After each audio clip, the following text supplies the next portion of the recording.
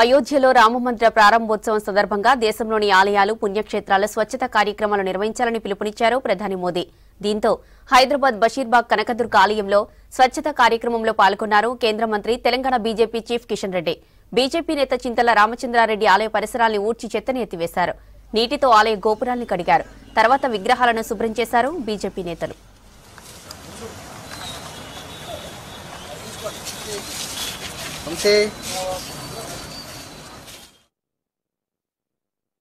ఐదు 500 సంవత్సరాల నుంచి కూడా ప్రపంచంలో ఉన్నటువంటి హిందువుల యొక్క ఆకాంక్ష నెరవేరేటువంటి సమయం ఆసన్నమైనది. కోట్లాది మంది ప్రజలు 22వ తేదీ కోసం ఎదురు చూస్తున్నారు. దేశంలో ఉన్నటువంటి అన్ని దేవాలయాలలో కూడా స్వచ్ఛ అభియాన్ కార్యక్రమం చేయాలని, దేవాలయ పరిసర ప్రాంతాలు పరిశుభ్రం చేయాలని ప్రియతమ ప్రధానమంత్రి శ్రీ నరేంద్ర మోడీ గారు పిలుపునిచ్చారు.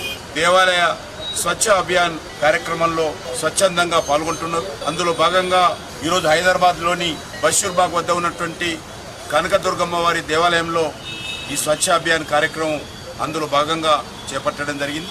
అన్ని వర్గాల ప్రజలను కూడా కోరుతా ఉన్నాను, మీ ప్రాంతాలలో ఉన్నటువంటి అన్ని దేవాలయాల్లో కూడా ఈ స్వచ్ఛ అభియాన్ కార్యక్రమంలో పాల్గొనండి. ఈ యొక్క దేవాలయాలు పరిసర ప్రాంతాలు పరిశుభ్రం చేయండి. మనం అందరం కూడా ఏదైతే ఒక ఆధ్యాత్మికమైనటువంటి భావనతో నరేంద్ర మోడీ గారు 12 రోజుల పాటు అనుష్ఠానం ఏదైతే చేపట్టడం జరిగిందో, కఠోరమైనటువంటి దీక్ష చేపట్టడం జరిగిందో, వారికి కూడా మద్దతుగా మనమందరం కూడా అనేక కార్యక్రమాలు తీసుకోవాల్సినటువంటి అవసరం ఉంది.